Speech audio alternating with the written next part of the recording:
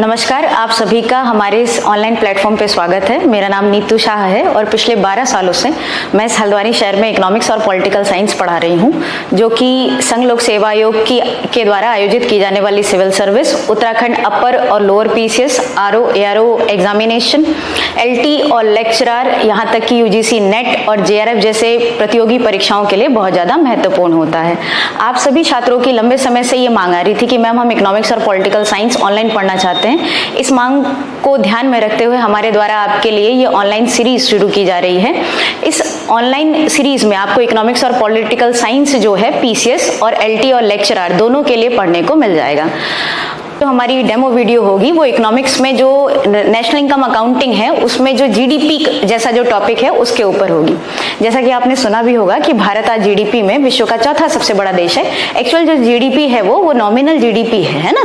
इसी तरह से अगर आप देखेंगे तो विश्व में अगर आप देखें तो लगभग 30 ट्रिलियन डॉलर इकोनॉमी के साथ, है ना, 30 ट्रिलियन यूएसडी डॉलर के साथ जो यूएस है ये विश्व की सबसे बड़ी अर्थव्यवस्था है। इसके बाद लगभग 19 ट्रिलियन यूएस डॉलर के साथ चाइना विश्व का दूसरा सबसे बड़ा देश है और इसके बाद लगभग 4.7 ट्रिलियन यूएस डॉलर के साथ जर्मनी विश्व की तीसरी सबसे बड़ी अर्थव्यवस्था है।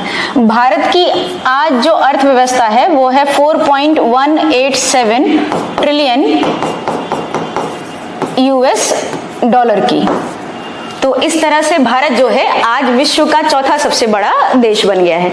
आज की इस वीडियो लेक्चर में आपको यही जानने को मिलेगा जीडीपी अर्थात सकल घरेलू उत्पाद क्या होता है। जीडीपी से संबंधित जितने इंपॉर्टेंट फैक्टर हैं वो यहाँ पर आपको नोट डाउन करवाए जाएंगे। जीडीपी के प्रकार, ये थोड़ा सा गलत टाइप हो गया है, इसका मतलब होता है जीडीपी के प्रकार अर्थात टाइप्स ऑफ जीडीपी। जैसे अभी आपने सुना था, मैंने यहाँ पर एक टर्म इस्तेमाल किया है जिसका नाम है नॉमिनल जीडीपी। तो नॉमिनल जीडीपी क्या होता है, रियल जीडीपी क्या होता है, जीडीपी डिफ्लेटर क्या होता है, इन सभी चीजों की यहाँ पर चर्चा की जाएगी। फिर हम देखेंगे कि जीडीपी की जो सालाना ग्रोथ रेट है भारत की वो कितनी है, जो कि एस्टिमेटेड होती है 2025 और 26 की। इसके सारा जो डेटा होगा वो आपको पढ़ाया जाएगा। इसके बाद हम ये भी देखेंगे कि जीडीपी जो है ये इतना महत्वपूर्ण क्यों है, यानी जीडीपी के जो उपयोग हैं वो क्या रहेंगे और जीडीपी की जो सीमाएं होंगी उसको भी इसमें डिस्कस किया जाएगा। चलिए आगे बढ़ते हैं और जीडीपी के बारे में सब कुछ जानते हैं।